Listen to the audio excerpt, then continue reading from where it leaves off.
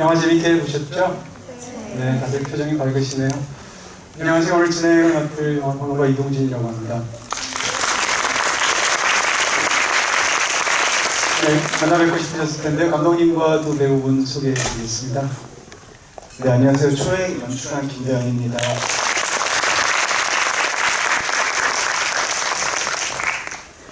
안녕하세요. 김세정입니다. 반갑습니다. 안녕하세요. 조현창입니다.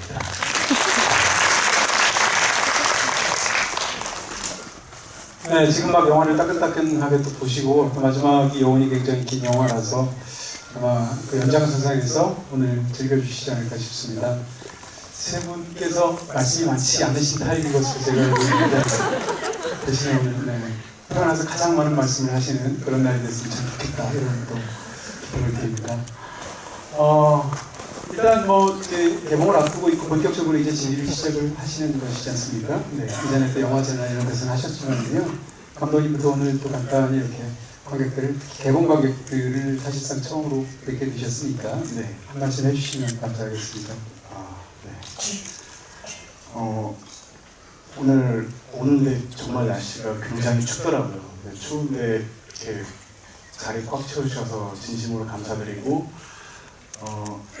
이 영화가 오늘 추운 날씨에 여러분들한테 조금이나마 따뜻함이 느껴지는 그런 순간이었으면 참 좋겠다는 생각을 했었습니다. 감사합니다.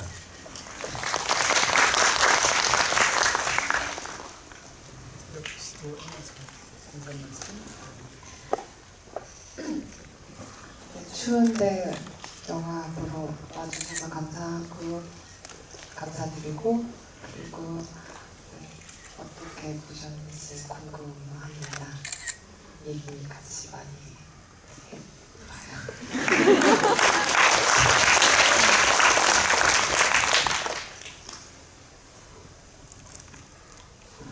추운 날 와주셔서 감사합니다. 그래도 이렇게 따뜻한 무대에서 모여서 좀 얘기할 수 있었으면 좋겠습니다.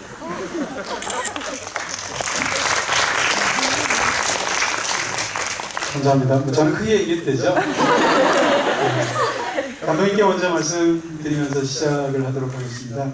사실 감독님은 바로 이 장편 데뷔작이었던 이전 작품인 철원기도 그렇고 또 이전에 찍으셨던 단편들도 그렇고 사실 한국 사회에서 어떤 가정 문제 같은 것들 집중적으로 지금 관심을 삼고 계시잖아요. 이번 영화는 말하자면 어떤 결혼의 의미 이런 것에 대한 영화처럼 저한테 보이기도 하는데 특히 한국의 젊은 세대에게 이 생각을 처음 어떻게 떠올리시면서 영화를 해야겠다 그렇게 생각하시게 됐습니까? 네. 제가 이 영화에 처음 아이디어가 떠올랐던 시점이 2년 전이었는데요.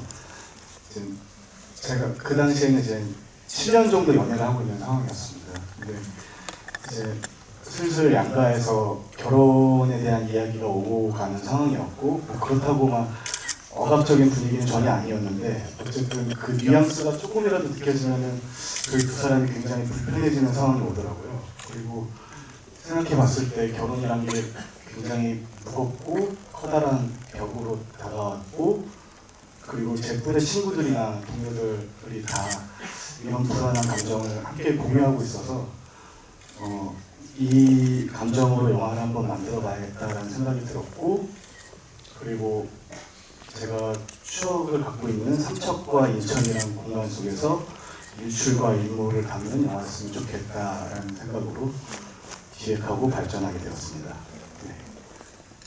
네, 그 연장선상에서 감독님께 하나만 더 질문을 드리겠습니다. 그렇게 이제 결혼에 관한 이야기, 그 의미 같은 것을 특히 이제 생각해보는 그런 영화를 만든다라고 하셨을 때 기본 설정이 굉장히 흥미로운 부분이 있습니다. 일단 두 사람이 공식적으로 결혼을 안 해서 그렇지 같이 살고 있지 않습니까? 네. 그런 상황에서 아마 또 그 임신이나 이런 얘기가 나오지 않았으면 결혼 얘기는 조금 더 뒤로 미뤄졌을 수도 있을 것 같은데 그런 상황 속에서 7년이나 사귀다가 결혼을 생각하게 되었다라는 설정하고 또 한 가지는 양가의 부모님들을 한 번씩 찾아뵙는 형식을 취하게 되었다라는 거지 않습니까? 네네. 그러니까 똑같은 결혼 문제를 다루더라도 여러 가지 다른 방식이 있을 수 있는데 네. 이런 기본적인 두 가지 설정을 하신 어떤 이유가 있나요?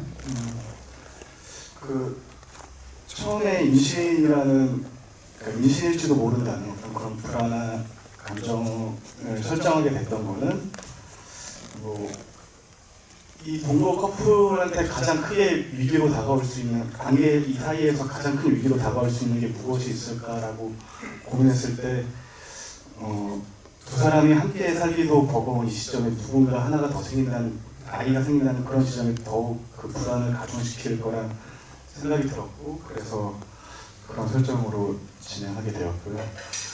근데 뭐 시나리오상에도 마찬가지였고 영화상에서도 뭐 선명하진 않지만 정해왔던 거는 이 임신 여부에 대해서는 좀 뭐 선명하게 드러내고 싶지는 않았습니다. 그냥 그 불안한 감정으로 여행을 떠나는 두 사람을 같이 쫓아가고 싶은 마음 그렇게 진행을 했고요. 양가 그 설정은 그냥 저한테 비롯된 감정이었는데요. 저는 약간 뭐 낯을 많이 가리는 편은 아니어서 여자친구 부모님을 굉장히 일찍 그리고 편하게 마주했었는데 제 여자친구는 그 지점에 있어서 굉장히 뭐랄까 불안해하고 조심성이 많고 되게 힘들어하더라고요. 그래서 이 지점이 좀 차이가 있고 저랑 여자친구 관계에서 차이가 있는 지점이구나라고 생각했고 그게 또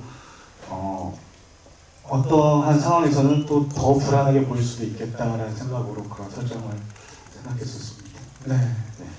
김재벽 씨께서는 이제 이 시나리오를 아마 이 영화에서 가장 먼저 캐스팅된 게 김재벽 씨라고 제가 얘기를 들은 것 같고요. 그런 상황에서 시나리오를 이렇게 받으셨을 때 그때 첫 느낌 같은 게 어떠셨습니까? 이게 딱 처음부터 필이 오셨던 건지 아니면 감독님이 너무 선해서 거짓말을 못하셨던 건지 못하겠다 이런 식으로.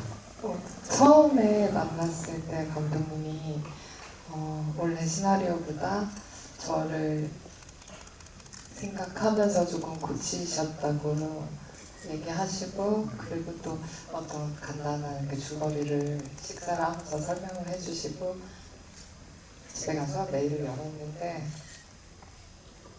뭐가 달랐다. 뭐가 닮았다고 하는지 모르겠다는 말씀. 어디가 닮았다는 거지? 이런 생각하고 내가 설명을 들은 거랑은 좀 다른데 시나리오가 그런 생각을 처음에는 사실 했었어요. 그 시나리오의 어떤 부분이 가장 이색적으로 이렇게 매력적으로 느껴지셨어요? 처음 받았을 때? 솔직히 얘기해도 돼요? 솔직하게 얘기해주세요. 어디 퍼나지시지 않는 걸로 보네요. 별로 매력적이잖아. 제 생각에 오늘 집이 처음이자 마지막이 될 것 같아요. 그런데요? 네. 자, 조현철 씨도 어떤 폭탄 선언을 해주실지. 조현철 씨께서는 처음 이 시나리오를 받고 어떤 생각을 하셨습니까? 물론 별로 매력 없다고 생각하셨고, 두 번째는요?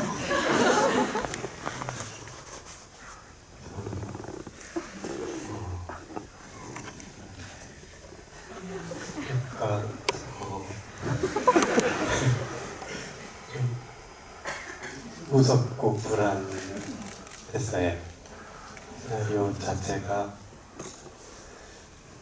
여러분이 보신 영화랑은 제가 봤을 때는 시나리오가 처음 받은 시나리오는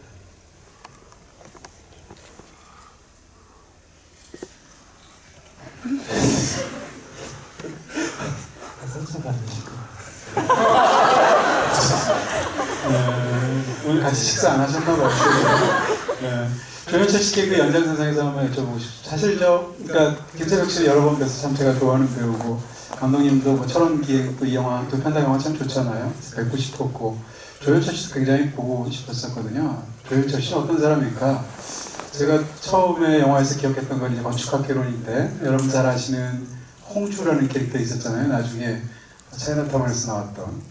저 배우는 세상에 어디서 나왔을까 하는 생각이 있었고 그리고 최근에 뭐 마스터 같은 영화, 또 터널 같은 영화 이런 영화를 통해서 조현철 씨를 뵀는데 실제 어떠실까 그런 굉장히 궁금함이 있었습니다. 그 연장선상에서 좀 여쭤보고 싶은 것은 지금 말씀드렸던 최근에 4, 5년, 3, 4년 사이에 했던 영화들이 다들 큰 영화들이지 않습니까? 그런 영화를 하시다가 상대적으로 훨씬 더 이렇게 밀집도가 있고 작은 규모의 영화를 하시게 된 건데요. 그런 면에서 촬영을 마치시고 나서 그 뭐라 그럴까요? 이 영화의 어떤 그 규모나 세팅이나 이런 것에 대해서 어떻게 느끼셨는지.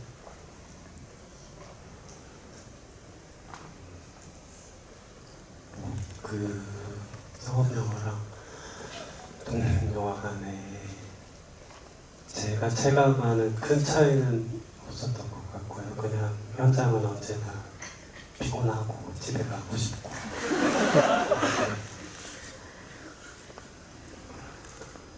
이번 영화는 뭔가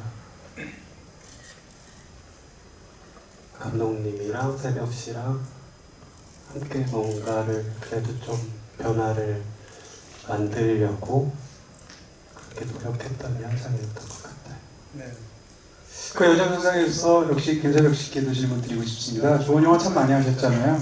저는 이제 한여름의 판타지한 영화를 참 굉장히 좋아하는데요. 그 후 같은 좋은 작품도 하셨고 걷기왕도 하셨고 근데 최근에 이 영화를 찍고 나서 어떤 부분에서 이전 영화들하고 겹치는 부분도 있고요. 약간 느낌상으로 또 반대로 굉장히 새로운 부분도 있는데 김세벽 씨께서는 지금 이 영화를 찍고 나선 이전의 작업들하고 이 영화가 비교해 보면 어떤 면에서 나한테 달랐다라고 느껴지시는 부분이 있습니까?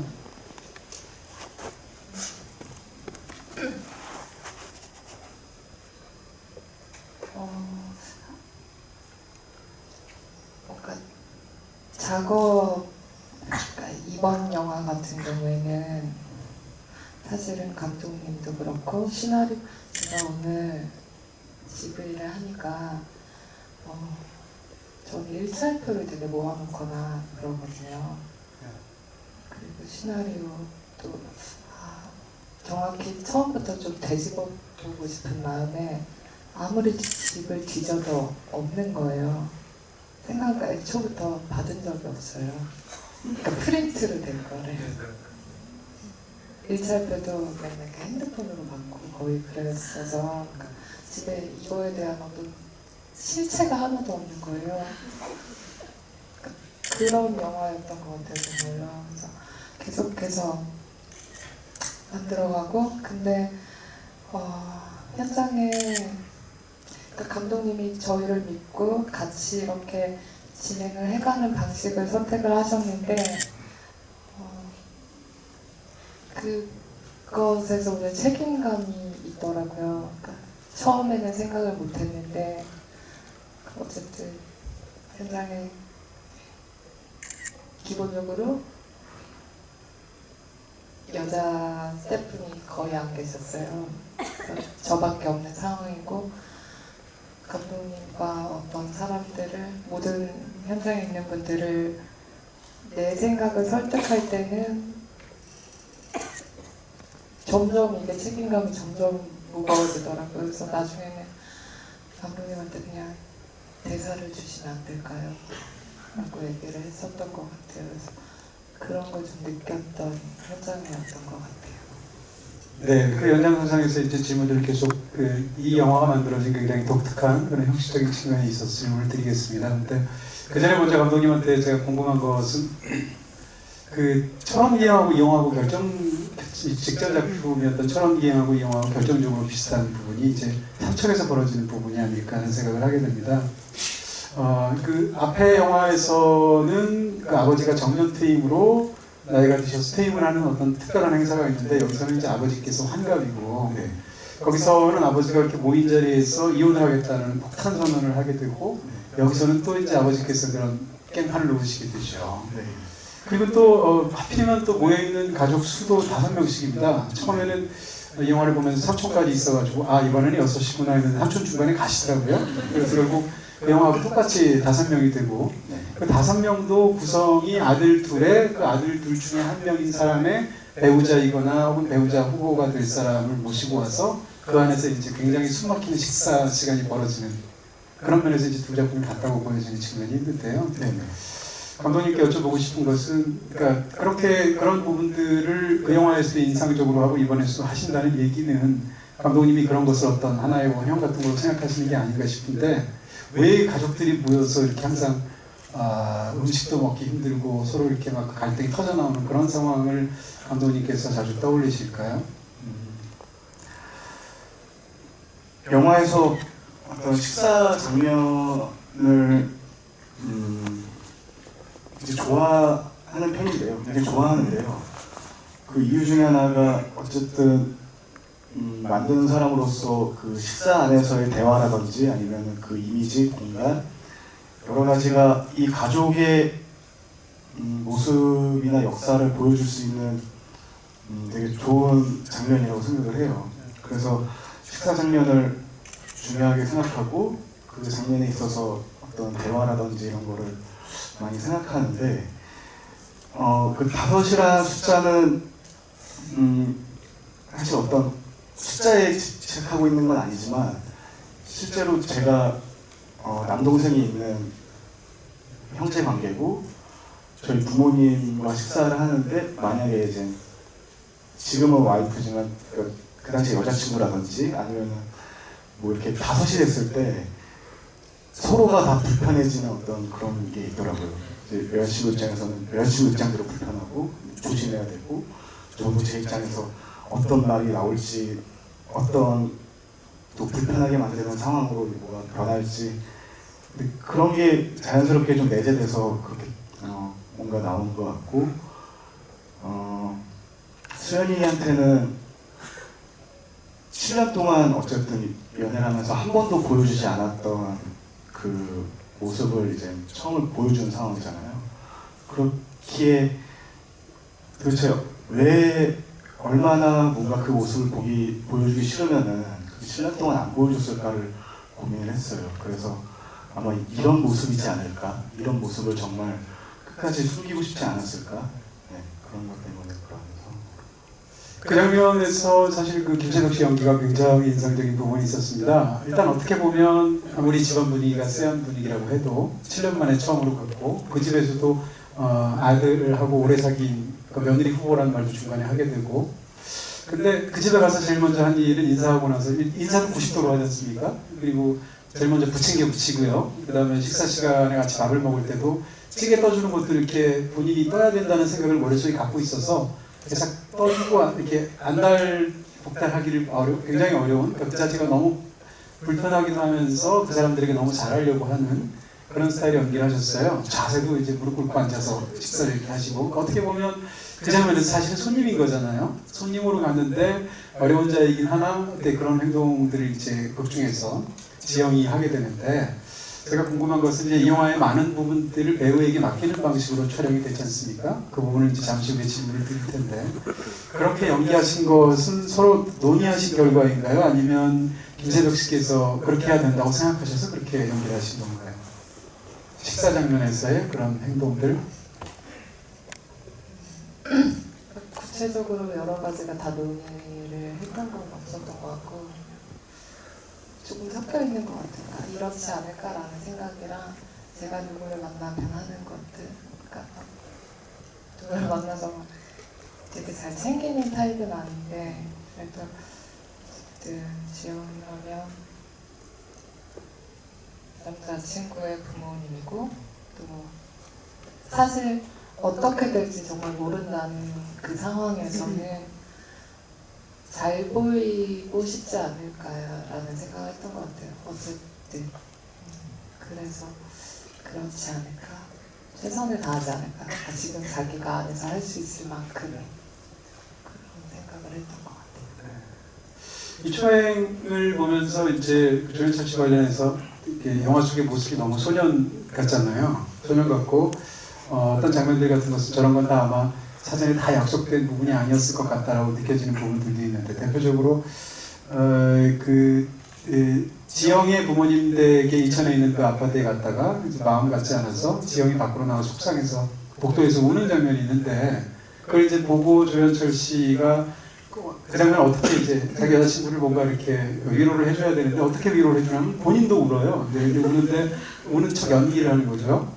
굉장히 귀엽지 않습니까? 귀엽게 연기를 하고 그리고 나서 다 울었다 괜찮아? 이렇게 위로를 한단 말이에요. 이런 방식이라든지 왜냐고 물어볼 때 왜라고 소리를 내지 않고 입만으로 왜 이렇게 모양을 짓는다든지 또 영화의 맨 마지막에 저렇게까지 갈등이 크게 터졌는데 어떻게 무마가 될까 싶은데 그 차 유리 앞에서 그런 모습을 보여줘서 그 남자를 용서하지 않을 수가 없잖아요. 그런 상황을 보게 되면 제가 여쭤보고 싶은 것은 이 영화의 상당 부분은 사실은 그 실제 조현철 씨 모습이 들어왔을 수도 있고 혹은 조현철 씨가 당연히 상상하는 그 극중의 수연의 모습일 수도 있고 이럴 텐데 지금 제가 예를 들었던 한 3가지 정도의 장면들은 어떻게 혹시 그 장면들이 만들어지고 혹은 생각이 나셨는지 기억이 나시나요? 제가 실제로 장난치는 걸 좋아해서 그런 걸 수도 있는데 그냥 시나리오를 받고 저희가 시나리오대로 찍지 않기로 했을 때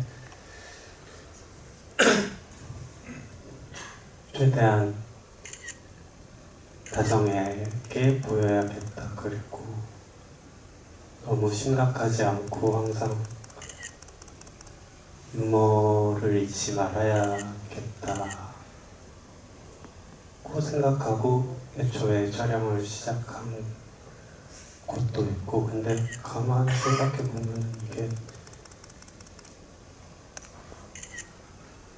좋은 사람인가 싶은 생각도 들더라고요. 얘가 하는 행동들이 너무 어리광 부리고 뭐라 그래야 되지? 상대방을 잘 이해해주지 않고 그리고 삼척에 가서도 지영이는 좀 붙이고 있는데 얘는 혼자 어디 갔다 오잖아요. 그런 것들이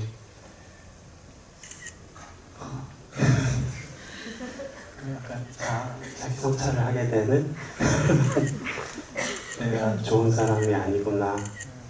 뭐 겉모습은 다정하고 그렇다고 하더라도 그런 생각이 들었어요. 네. 뭐 지비를 제가 그동안 수도 없이 한 것 같은데 오늘처럼 초집중해서 말 한마디 하시면 말 한마디가 바닥에 떨어지세요. 눈이 막아서 그냥 눈으로 들으세요. 지금 보시면 이렇게 집중도가 엄청난 그런 집이 시간인 것 같습니다. 감독님께 지금 계속 이야기가 나왔으니까 그 질문이 어떻게 보면 이 영화를 만든 광범론의 핵심일 것 같은데 질문을 드리겠습니다. 한 편의 영화를 정말 무슨 이렇게 중간에 이렇게 추임새까지 제스처 하나까지 다 이렇게 해가지고 그걸 수없는 리허설을 통해서 만들어내는 영화도 있을 수 있고요. 반면에 배우들이랑 같이 만들어가면서 이렇게 자유를 주는 방식의 영화를 만드는 방식이 있을 텐데 후자를 택했다고 들은 것 같고요. 시나리오가 완고가 있었지만 시나리오의 대화나 대사 그대로 두 배우가 외워서 연기하도록 하지 않았다고 하시고 상당 부분은 배우들에게 자율로 맡겨서 배우들이 그 대사를 생각해서 연기하는 방식으로 했다고 제가 들었습니다. 네. 그것은 사실은 연출 입장에서는 굉장히 큰 모험이잖아요. 네. 그런 방법을 택하시게 된 것에 대한 그 이유를 좀 여쭤봐도 될까요? 네. 크게 2가지 정도의 이유가 있는데요.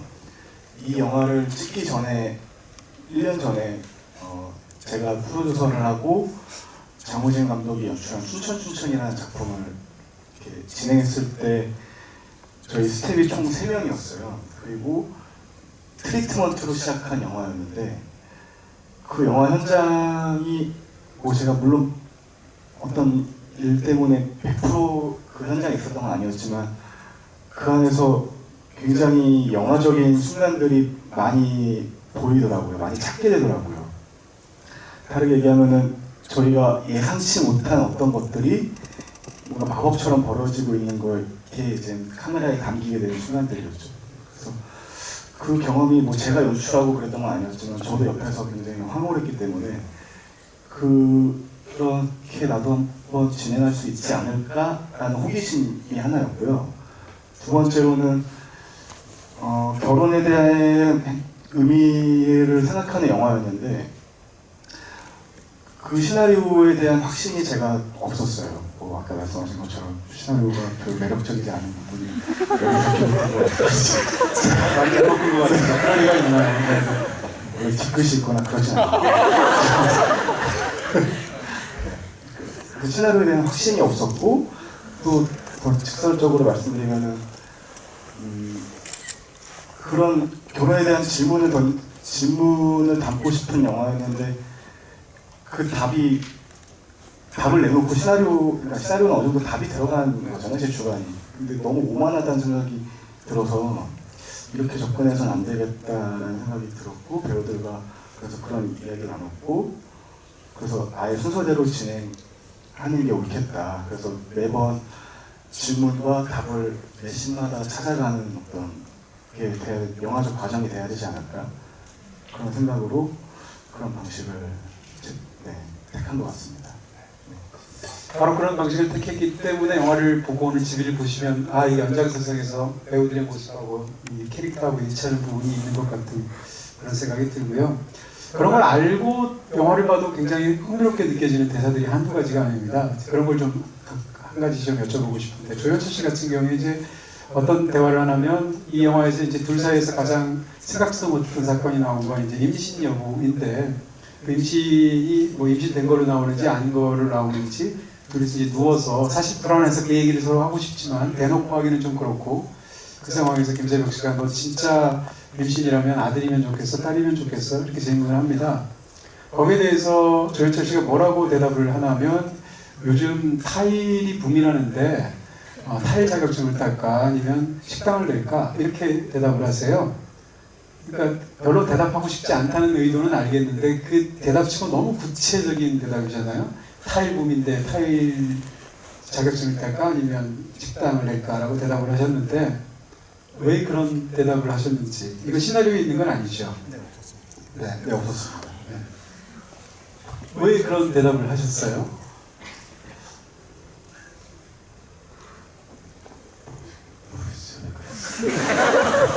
그때 그 당시에 저의 영화를 하는 친구들이 타일 일을 하고 있었어요. 생계를 유지하기 위해서. 그 생계에 관한 하여튼간에 뭐 자기 딴에는 장난 반, 진단 반, 그리고 불안도 있고 너무 심각하게 생각하고 싶지는 않고, 그러려고 그 얘기를 꺼낸 것 같은데 모르겠어요. 그때 제 마음에서 어떤 일이 일어났는지 모르겠어요. 김재벽 씨한테 이제 연장선상에서 질문 드리고 싶습니다. 이게 그러니까 정해진 시나리오가 있다면 내가 A라는 말을 했을 때 상대가 B라고 대답할 거라고 예상하지 않습니까? 근데 물론 사전에 리허설 같은 걸 할 수 있겠지만 그렇게 정해진 게 없고, 배우가 어쨌건 최대한의 그런 자연스러움을 살려서 즉석에서 대사를 만약에 만들어내거나 생각해서 하는 대사라면 상대방이 무슨 대사를 말할지 모르잖아요. 그럴 때 너는 아들이었으면 좋겠어, 딸이었으면 좋겠어 라고 회심의 일격을 날렸는데 상대방이 타일공이 날까 식당을 하는 게 날까 이런 대답을 한단 말이죠. 그러면 배우 입장에서는 어떤 느낌이 드세요? 현장에서. 그때 아마 제 기억으로는 네네. 상관없는데 라고 대답을 하긴 했었어요. 극 중에서. 네네. 네. 그렇죠. 그러니까 저는 제 질문은 거기에 대한 답을 여쭤본 게 아니라, 그런 식으로 영화가 계속 그렇게 만들어지지 않겠습니까? 그것은 반대로 김재벽 씨가 또 마찬가지죠. 김재벽 씨도 뭐라고 말을 하면 그게 조연철 씨도 그것을 미리 다 예상했던 질문은 아닐 수도 있잖아요. 그런 방식으로 영화를 만들어 나가니까 배우 입장에서는 굉장히 창의적이면서 한편으로는 극도로 피곤할 수 있을 것 같은데, 그런 방식으로 영화를 만들어내가는 것에 대한 그 배우로서의 느낌 같은 걸 제가 여쭤본 겁니다. 사실 되게 테이크를 많이 갔어요. 특히 그 씬도 그렇고. 그래서 근데 이게 너무 씬이 길다 보니까 그 씬을 조금 정하고 했었어요. 처음에 한번 어떤 테이크를 가고 흐름을 만든 다음에 이런 얘기를 살리고 이런 얘기를 쳐내고 그런 것들을 계속 정리하면서 시간도 줄이고 조금 더 컴팩트하게 계속 만들어서 찍었던 씬이고, 그런 식으로 계속 방식이 진행이 됐던 것 같아요. 그게 약간 초반인데 점점 갈수록 그런 식으로 바뀌어갔어요. 감독님 아까 잠깐 말씀하셨는데 극 중에서 이제 그 지영이 임신 결과가 안 나오지 않습니까? 잠깐 나온 그 화면으로 아주 작게 보면 나온다고 아까 말씀을 제가 들어오기 전에 여쭤봤을 때 답변을 하셨는데 어찌됐건 일반 관객 입장에서는 그걸 보기가 캐치하기가 어려워서 네. 임신했는지 안 했는지를 알 수가 없는데 일단 먼저 김재덕 씨한테 그걸 여쭤보고 싶은 건 배우 입장에서는 그래도 둘 중에 하나를 정해서 연기를 하셨을 텐데 영화 속에서 지영을 연기할 때 임신이 아닌 것으로 결과가 나왔다고 생각하고 연기하셨습니까? 아니면 임신이 된 걸로 생각하시고 연기를 하셨습니까? 일단 질문에 대한 답은 임신을 하지 않았다를 확인을 했고 그리고 삼척으로 가는데 이제 이분의 반응이나 이런 것들이 다 신경이 쓰이는 그런 상황으로 갔었어요. 원래 정말 시나리오는 삼척을 가는 중간에 휴게소에서 약국에 들러서 그것을 사서 확인을 한 다음에 뭔가 하는 그런 진행이었거든요. 근데 감독님한테 왜 확인을 안 하고 삼척으로 출발을 할까요? 나는 그걸 이해를 못하겠다. 하고 가지 않을까라는 생각을 얘기했고 감독님은 그거를 받아들여 주셔서 바뀌었어요. 그걸 확인하고 삼척으로 떠나는 걸로. 다만 이제 영화에서 그걸 드러내지 않는 방식이었던 거죠. 네. 이 영화 관련해서 가장 이제 그 질문 드리고 싶은 게 이제 후반부 장면들인데 이제 저런 여행을 할 때 일반적으로 로드무비의 형태지 않습니까? 말하자면 동해 찍고 서해 갔다가 서울로 오는 거잖아요. 안 되구나. 서해 찍고 동해 갔다 서울로 오는 거잖아요. 근데 영화에서 이제 이런 그 로드무비를 찍을 때 기본적으로는 보통은 가는 여정을 굉장히 길게 찍고 돌아오는 장면들은 극도로 이렇게 장면만 설정만 보여주고 돌아온 것으로 해서 그 다음 장면을 보여주거나 이런 경우가 많잖아요. 근데 이 영화는 유독 가는 것도 그렇지만 돌아올 때 얼마나 힘들었는지를 보여주는 장면들을 계속 넣으셨습니다. 대표적으로 이제 스노우체인 같은 것을 갈게 한다던가 서울에 도착했을 때 직진이 막혀가지고 차에서 갈 수가 없으니까 내리게 하는 장면이라거나 그러니까 왜 그런 귀로에서 겪는 그 어려움 같은 것을 강조하게 후반부를 찍으셨는지 그런 부분을 좀 여쭤보고 싶네요. 원래는 그 스노우 체인을 가는 장면은 계획에 없었던 뭐 항상 모든 씬들이 그러니까 철저한 계획을 통해서 만들어진 건 아니었고 항상 뭐 하루 전 아니면 이틀 전에 계획을 세우고 촬영을 준비하는 그런 방식이었는데요. 그 스노우 체인 가는 씬 같은 경우에는 원래 그냥 돌아가는 그냥 간단한 인서트라든지 그런 걸 계획하고 있었는데 실제로 눈이 왔어요. 눈이 와서 근데 그 눈 오는 타이밍이 정말 삼척에서 조금 더 찍어야 될 분량들이 남아있는 상황에서 내리고 있는 그 지점이었고 그래서 만약에 이 지점에서 수연과 지영이라면 타이어를 갈지 않을까라는 생각으로 촬영을 했는데 그 모습이 뭔가 이 힘든 여행을 하고 와서 두 사람이 같이 같은 무언가를 한다는 게 그 이미지만으로도 뭔가 의미가 생길 수 있을 것 같다는 생각이 들더라고요. 그래서 그 체인을 다는 장면을 만들었고 그 차가 막히는 그런 상황도 그거는 좀 사실 그 집회 장면을 위해서 그 차 씬을 브릿지로 넣은 건데요. 그 집회 장면을 찍기 위해서 좀 브릿지로서 어떤 장면이 좋을까라고 생각했을 때 그런 장면이 좋을 것 같다고 생각했었습니다. 사실 그 뭐 모든 감독들이 자기 세대의 영화를 찍는 것이라고 생각하는 부분이 있는데요. 이 영화를 보면 이제 우리가 지금 20, 30대 그 미혼들이 겪을 만한 모든 문제가 다 들어가 있지 않습니까? 예를 들어서 부모님과의 문제는 말하자면 세대의 문제라고 볼 수도 있을 것이고요. 거기다가 지영은 비정규직으로 이제 2주 후면은 정규직이 되는 지가 판명이 나도록 되어 있고, 그 다음에 수현은 지금 대학원 진학 문제 관련해서 한국 사회가 요구하는 것 같은 어떤 불법적인 방식에 자기가 동참을 해야 되는지를 고민하고 있는 부분이 있고요. 심지어는 지금 두 사람이 이사 가기 직전이고, 거기다가 임신 테스트를 해서 결과가 나오는 상황이고, 결혼 문제가 있고, 이 모든 문제가 다 사실상 들어가 있단 말입니다. 근데 이 영화를 보면서 제가 굉장히 흥미롭게 느끼는 것은 더군다나 7년을 두 사람이 사귀었는데 그 무슨 뭐 서양에서 이렇게 자주 쓰는 말 중에 7-year each라는 말이 있지 않습니까? 7년을 남자가 결혼이든 사귀든 하다 보면 가려움증이 있는 것처럼 권태기가 생긴다는 말이 있을 정도로 7년이라는 건 긴 기간인데 이 영화에서 저 두 사람이 이런 온갖 문제를 다 겪는데 딱 한 가지 문제는 안 겪어요. 뭔가 하면 상대방에 대한 사랑이 금이 간되거나 네가 날 정말 사랑하기는 하는 거니 뭐 예를 들면 이런 식의 대사 같은 게 전혀 없잖아요. 사랑에 관해서는 기본적으로 두 사람은 의심이 전혀 없단 말이에요. 7년을 사귀는데도. 그러니까 그런 설정을 하신 거에 대한 어떤 이유를 좀 여쭤볼 수 있을까요? 그건 처음에 해찬 씨와 미팅을 가졌을 때 같이 얘기 나눴던 부분 중 하나인데요. 저도 오래 연애하면서 느낀 건데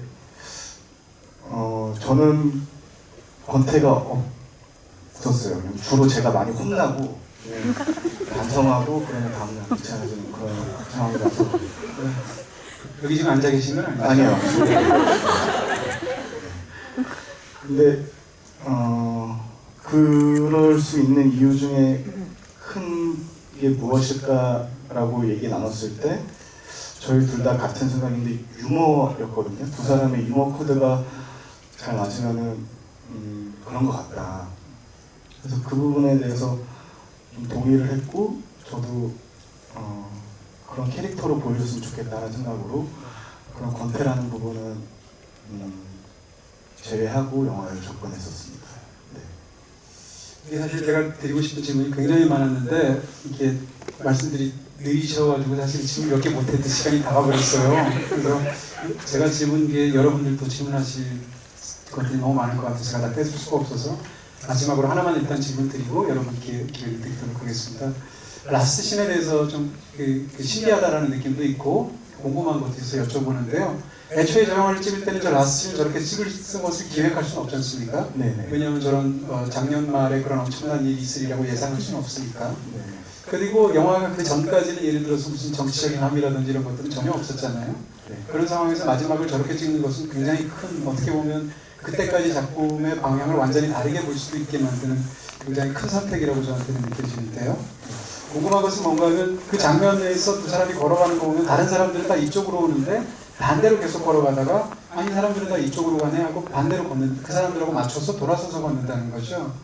이게 혹시 영화에서 두 사람이 결혼에 관한 생각을 담고 있는 건지 아니면 그것과 무관하다면 왜 그런 방식의 이동을 더군다나 이 마지막에 가장 중요한 장면들에서 하고 있는 건지 그리고 왜 마지막 장면을 영화 속에서 그런 촛불 집회에서 그런 방식으로 끝내려고 하셨는지 그걸 좀 감독님께 여쭙고 싶습니다.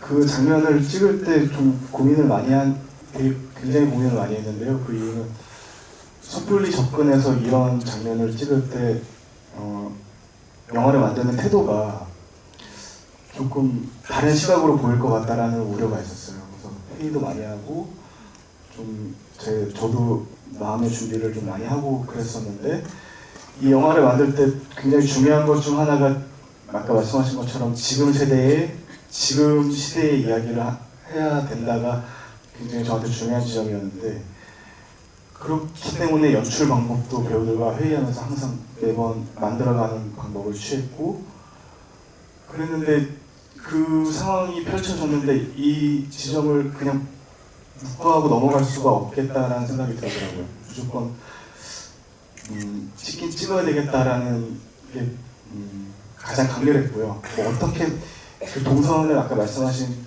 배우의 대사라든지 이거를 정해놓고 접근한 건 아니었지만 어쨌든 여기서 걷는 두 사람이 나왔으면 좋겠다가 가장 강렬한 생각이었고 그 엔딩을 그렇게 결정하게 되는 건 저도 되게 굉장히 힘들었는데 그것도 사실은 영화 엔딩이 이 영화가 처음 선보였던 게 전주국제영화제였는데 그 DCP를 제출하기 한 3일 전까지 계속 고민하던 지점이었어요, 이 엔딩이. 왜냐면은 그냥 다음날에 자고 일어나서 빈집으로 떠나는 그 엔딩을 충분히 찍었고 그 전까지 그 엔딩으로 계속 영화를 모니터하고 있었거든요. 근데 무언가 계속 풀어지고 이 영화가 집중력이 떨어지는 느낌을 받아서 고민하고 있는 와중에 저 소스로 다시 받고 그때 나오는 저 음악 소리라든지 저 수영의 대사라든지 엔딩 타이밍에 나오는 음악이라든지 그런 것들이 여기서 끝이 나야 된다는 생각이 들더라고요. 그래서 그 시점으로 보면서 의미가 확장된 영화적 효과가 생겼고, 그 대사 같은 경우는 이 테이크가 아니라 전 테이크에서 수연이가 그러니까 현철 씨가 그냥 또 자연스럽게 나왔던 말들 중에 하나였고, 그거를 적극적으로 다음에도 해달라고 부탁을 했던 상황이었습니다. 네, 일단 뭐 제가 궁금한 건 막 급한 대로 이렇게 여쭤보고 싶은 것들을 세 분께 여쭤봤고요. 궁금하신 게 많으실 것 같은데 지금부터 마이크가 준비되어 있습니다. 손을 드시면 질문을 하실 수 있습니다. 네, 여기 남자분부터 할까요? 네.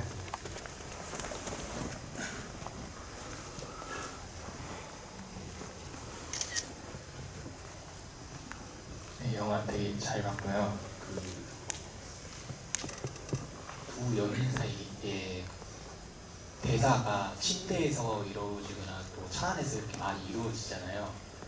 그 대사가 이렇게 이루어지면서 막 어느 정적의 흐름이 느껴지다가 이렇게 뭐 화면이 이렇게 전환되는데 감독님이 연출하고 싶었던 그런 부분이 있는 건지 알고 싶고, 그 탕수육 먹다가 갑자기 애기 울음소리가 나는데 그 부분은 어떤 건지 설명 좀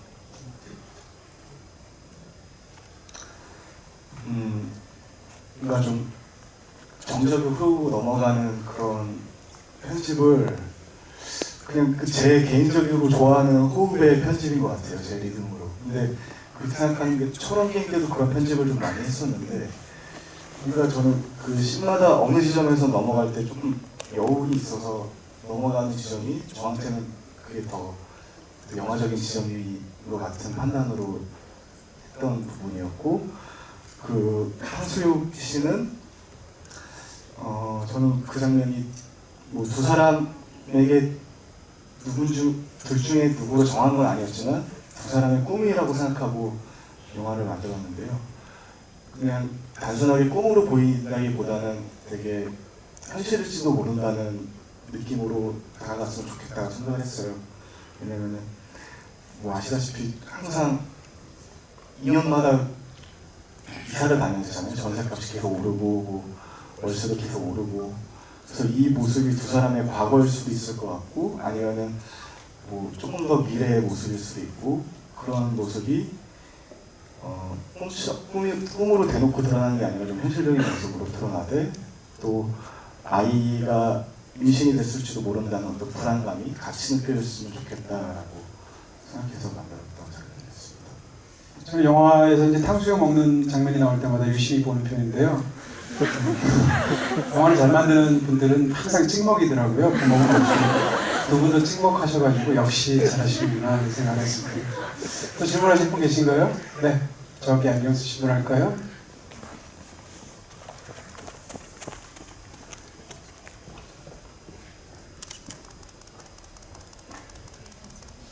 저 감독님께 여쭤보고 싶은데, 그 카메라를 좀 움직이면서 촬영을 하셨더라고요. 그 연출, 그게 어떤 건지 좀 설명해 주실 수 있나요? 뭐 말씀드렸던 것처럼 이 영화의 진행 방법을 항상 열어놓고 시나리오 없이 진행했기 때문에 콘티랑 이런 배우들의 동선이나 카메라 워킹을 전혀 짜질 않았어요. 그렇게 했던 가장 큰 이유 중에 하나는 배우들의 동선을 가장 자유롭게 열어주되 거기서 이제 카메라가 맞춰가야 된다고 생각을 했거든요. 그렇기 때문에 핸드헬드로 정했고, 그리고 핸드헬드가 이 두 사람의 자연스러운 모습을 가장 자연스럽게 담을 수 있는 촬영 기법이라고 생각한 것도 있었고요. 그렇기 때문에 조금 촬영 감독님이 좀 움직일 때마다 좀 흔들림이 드러나는 건 좀 어쩔 수 없는 부분이었던 것 같은데, 제가 생각했던 카메라 기법은 그런 의도로 진행했던 상황이었습니다. 연기에 대한 배려로 핸드헬드뿐만 아니라 이걸 순서대로 촬영하셨다고? 네, 순서대로 촬영하고 뭔가 좀 기동성이 많이 필요할 것 같아서 스태프들도 최소한의 인원으로만 이뤄서 진행을 했었습니다. 네, 다음 질문 받도록 하겠습니다. 저쪽에 계신 분 이번엔 할까요? 네. 근데 왜 질문은 남자들만 하는 걸까요? 네, 어느 분이셨죠? 네. 글쎄요. 아, 스케줄이 없는 일은 뭐지? 제가 나갈게요.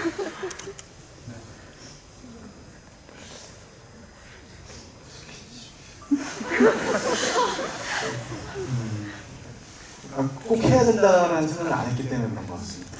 반드시 필요하다고 생각하지 않았고, 안 그래도 충분히 7년의 연애를 보여줄 수 있는 관계라고 생각해서 네, 그렇게 진행을 했었습니다. 배우분들 하실 말씀 없으시죠? 네. 또 질문하실 분 계신가요? 네.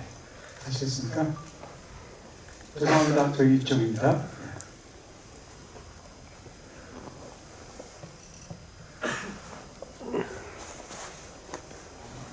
네, 죄송하지만 손 들어주시겠습니까? 네.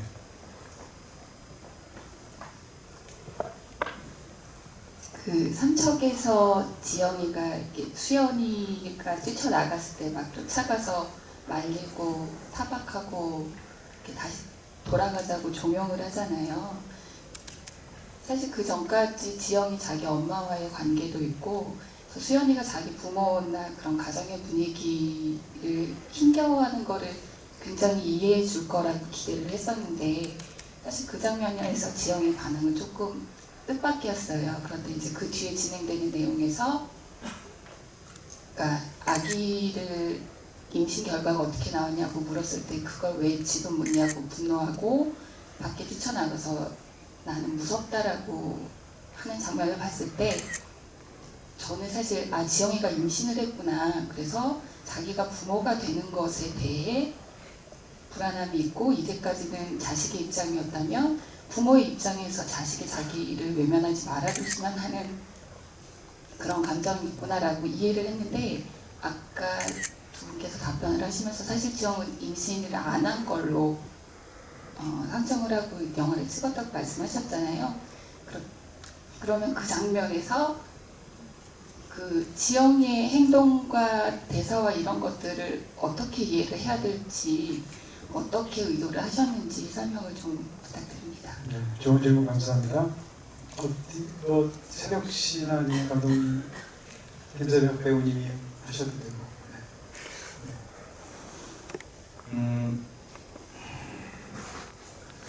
그때 저의 판단과 저희들이 얘기했던 거는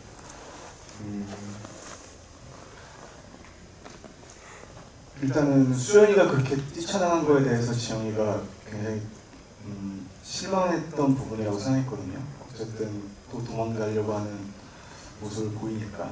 그래서 그 뛰쳐나가는 수연이를 붙잡아서 다시 들어가서 어쨌든 조금이라도 정리를 시키는, 그 정리를 하는 모습을 보길 원했던 건데 수연의 입장에서는 또 자기가 7년 동안 숨겨왔던 가장 보여주기 싫었던 모습을 보여줬던 순간이라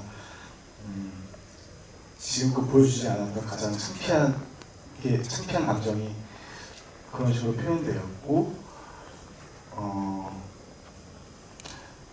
그래서 어쨌든 막 흔히 나오는 고성이 오가고 뭔가 치열한 어떤 싸움보다는 지영 입장에서는 뭔가 감정을 누르고 삭히고 하면서 진행을 했던 것 같아요. 저한테 제가 생각했던 거. 근데 그 다음 씬에서 무섭다고 얘기하는 부분은 뭔가 그 무거운 짐을 같이 나누고 싶어하는 마음이 컸을 텐데 온전히 자기만 지고 있는 것 같은 상황 속에서 지영이는 그 순간에 그 솔직한 마음이 나오던 거 아니었을까 라는 생각으로 진행을 했었습니다. 네, 또 질문하시겠습니까? 네, 남자분 하실 거예요? 다음 질문하세요. 손 한 번 들어주시겠습니까? 아니, 죄송합니다. 또 갔는데 그냥 먼저 하고 네, 두 배로 하나 보네요. 질문 기회 주셔서 감사합니다. 저는 이 영화를 지금 두 번째 보고 있는데 지금 제가 하려면 감독님께 한번 꼭 이걸 질문 드리고 싶어서 지금 왔는데 인물 설정 중에 수연의 그 형의 캐릭터가 좀 가장 이해가 안 됐기 때문에 질문을 드리고 싶은데 예컨대 아버님의 행동을 봐서는 술로 인해서 가족들은 여태까지 그걸 겪어왔고 일단 그걸로 인해서 그 가족들의 반응을 보고 나면은 거의 그것에서 자포자기라고 해야 되나? 또 이러는구나라는 식으로 반응을 하는데 다른 가족들은 다 외면하고 등을 돌리는데 형만 그 아버님을 가장 이해하는 것 같고 챙기는 듯하게 이렇게 나왔거든요. 근데 제 생각에는 가장 분노하고 가장 아버님을 원망해야 될 캐릭터가 그 형 캐릭터 같은데 왜 그렇게 하셨는지 그리고 배우들한테 맡겨놓으셨다고 했는데 설령 배우가 그렇게 했다 해도 감독님이 납득하지 않으셨다면 그걸 허락하지 않으셨을 것 같은데 감독님의 의도가 좀 배우들의 캐릭터들의 관계에 있어서는 뭐 그거를 현장에서 막 풀어놓을 수는 없고 그거는 이미 설정된 상황에서 진행을 했던 거였고요. 제가 생각했던 그 장남은 물론 그런 시선으로 바라볼 수도 있고 그렇게 생각하시는 분들도 계시겠지만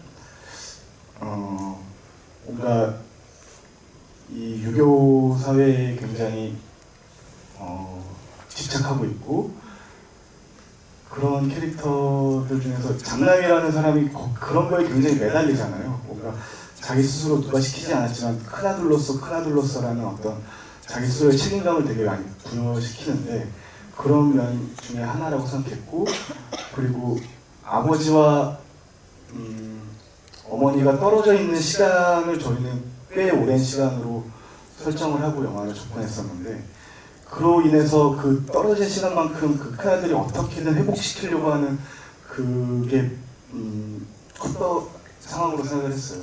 저는 뭔가 이 아버지 환갑을 계기로 동생도 형이 부른 거잖아요. 뭐 엄마가 부른 것도 아니고 그리고 그 잔치를 뭐 손대는 건 아니지만 만들려고 기획하고 뭔가 모이게 하고 싶었던 것도 큰아들의 마음이었고 그래서 뭔가 판단을 미스한 거라고 생각했어요.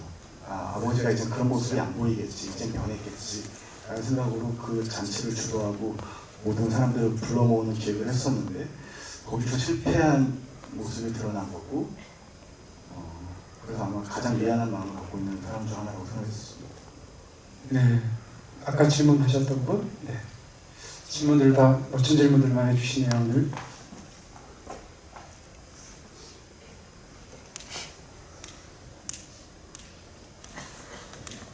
영화 보면은 핸드헬드로 배우들을 따라가는 장면도 많은데 훨씬 더 많은 게 이렇게 거의 픽스돼가지고 찍은 장면들이 훨씬 더 많은 것 같은데 그렇게 찍으신 이유가 있나요?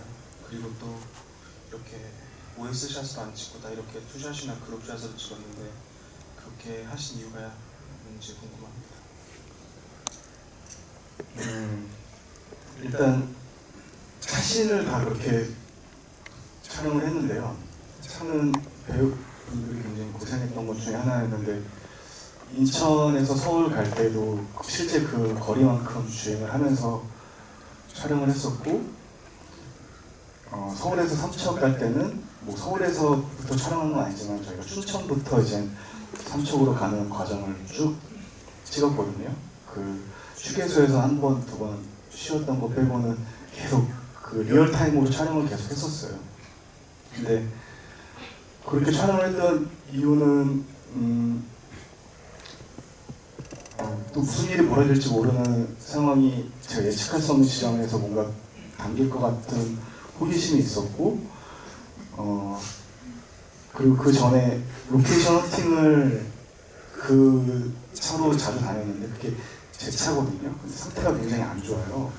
그래서 그 삼척 로케이션 가려면 계속 구비구비한 그 길을 가야 되는데 그 굉장히 차 소음이 되게 심한 상황이었어요. 그런데 촬영 샷시는 어떻게 찍으면 좋을까라고 고민하고 있는 와중에 그 소리를 들었고 그래서 이렇게 같이 타고 가면은 그냥 두 사람이 아무 말이 없더라도 뭔가 두 사람의 불안한 감정이 이 풍경과 함께 잘 담기면 좋겠구나라는 생각으로 그런 판단을 내렸는데 그로 인해서 이제 차신 같은 경우는 그런 효과를 전달하기 위해서 계속 뒷좌석에 탑승해서 쭉 함께 여행을 하는 효과로 그런 촬영을 선택했고, 나머지 다른 질문의 대답 같은 경우는 어쨌든 컷을 나누지 않기로 약속한 시점에서 가장 잘 보일 수 있는 한 컷이 무엇일까라고 고민했던 앵글들이 다 그런 앵글들이었습니다.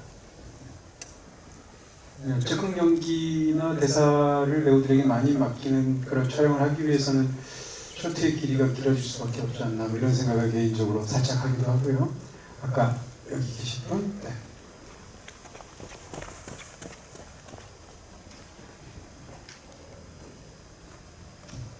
저는 배우님들께 질문 드리고 싶은데, 이 영화가 시나리오랑 대사만 큰 틀만 있고 그 안에서 배우님들이 자유롭게 연기하셔서 되게 즐거운 영화 촬영이라고 생각을 했는데, 지금 들어보니까 되게 힘든 장면이 많았을 것 같은 생각이 들어요. 그래서 감독님께 막 너무 힘든데 말씀드리지 못했던 장면이 있거나 아니면 너무 왜 그러세요?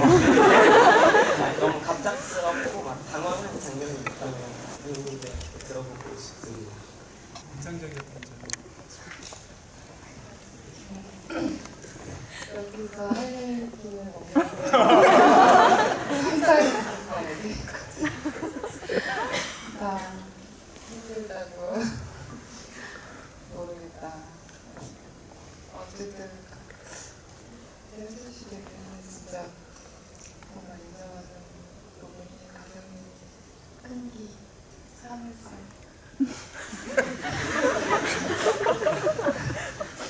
말이 다 다르게 들려요. 어쨌든 그런 부분을 되게 감사하게 생각하고, 그냥 좀 가장 힘들었던 게, 어쨌든 이게 완벽한 자유는 아니거든요.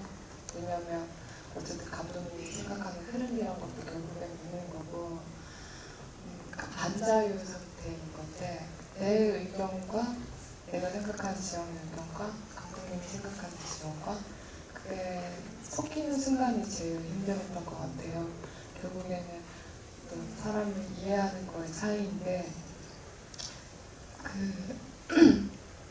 그런 상황, 어떤 주어진 새로 연기해야 되는 상황을 내가 못 받아들이는데, 어쨌든 촬영을 계속 진행해야 되고 서로가 서로를 설득하는 어떤 시간이 있어야 되는데, 그게 주어지지 않으면 누군가는 어쨌든 마음을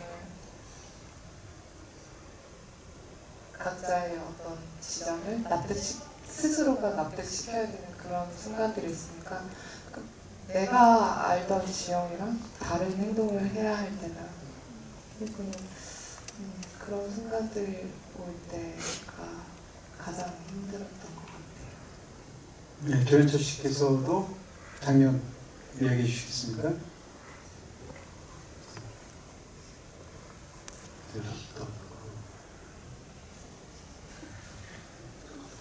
다 얘기했어. 삼척에서 찍을 때 PD님이 삼척하시고 저희가 식당을 하나 잡아놓고 밥을 먹었는데 반찬이 2점만 집어먹으면 혀가 얼얼해져가지고 시간이 저랑 큰일 났다고. 그게 힘들었어요. 컸어요. 근데 좀 힘들어도 맛있는 걸 먹으면 기분이 좋아져요.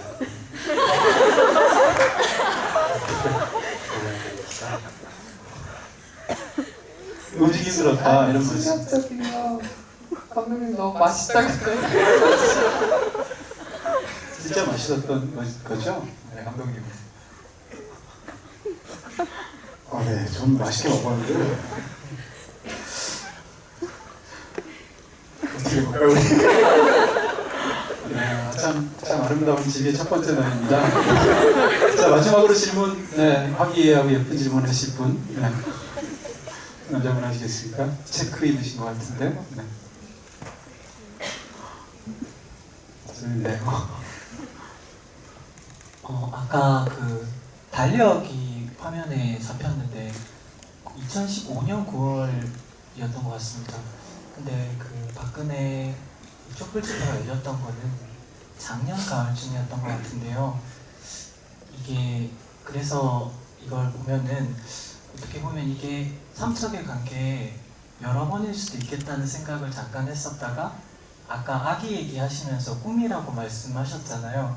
그럼 뒷부분에 나오는 이야기들은 전부 꿈이 아닌가 이런 생각도 저는 조금 들었었는데 그 혹시 달력에 그렇게 비치신 거에 대해서 의도하신 바가 있는지 궁금합니다. 달력은 제가 생각했던 거는 그냥 아버지의 게으른 성격, 뭐 시간 가는 줄 모르고 아니 시간 가는 줄 모르겠다기보다는 달력을 찢어봐야 될 그런 상황을 모르시는 그게 나름 디테일한 소품이라고 생각했는데 이런 제 실수인 거 CG로 바꿀 기회는 아니요, 뭐 또 이렇게 써도 창의적인 굉장히 흥미로운 독법이 있을 수도 있죠. 네. 너무 감사드리고요. 사실 이렇게 어떻게 보면 배우 입장에서 막 이렇게 너무 힘들게 찍고 어렵게 찍고 최대한 본인들의 아이디어나 모든 걸 동원해서 찍고 그리고 또 감독님도 최선을 다하셔서 소품까지도 달력을 1년 전거를 하시고 뭐 등등 이런 방식을 하셔서 정말로 이렇게 좋은 영화가 되지 않았나 싶은 생각이 있습니다. 다만 다음에는 좀 짜지 않은 반찬으로 한번 좀 도와주시는 걸로. 너무 좋은 영화였었고요. 네, 굉장히 사실 올해 한국 영화들이 부진해서 개인적으로도 영화를 보는 사람으로서 마음이 많이 안 좋았는데 연말에 초행을 봐서 참 좋았습니다. 이런 마음 아마 여러분들 다 가지셨을 것 같고요. 세 분께 오늘 마지막으로 인사 말씀 오늘 또 어떠셨는지 듣고 나서 마치도록 하겠습니다. 여러 번의 주비를 했었는데 아마 오늘의 주비가 제 인생에서 가장 기억에 남아요. 다시 한번 이 자리를 채워주신 여러분들께 감사드리고 또 식상하지만 항상 이 마무리 멘트 때 꼭 해야 되는 12월 7일 기본이라는 사실을 알려드린 지점과 적극적인 홍보와 SNS의 홍보와 좋아요, 평점을 좀 해주시는 대로 잘 부탁드리겠습니다.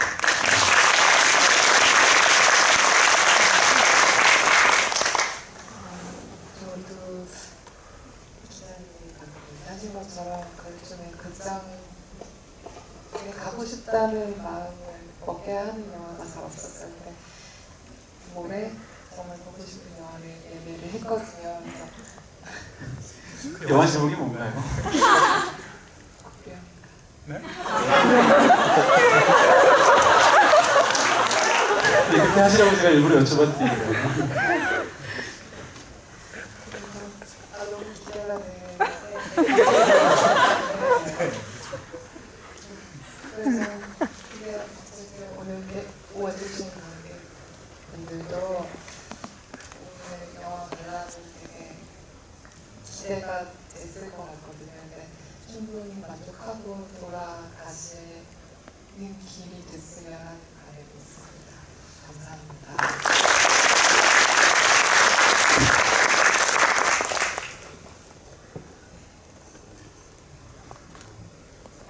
처음 시나리오 받았을 때 약간 불안에 비하면 되게 그래도 잘 했고 잘한 거라기보다는 그냥 치열하게 했구나 라는 생각이 들고 있어서 감사하고요. 밖에 많이 추우니까 감기 조심하세요.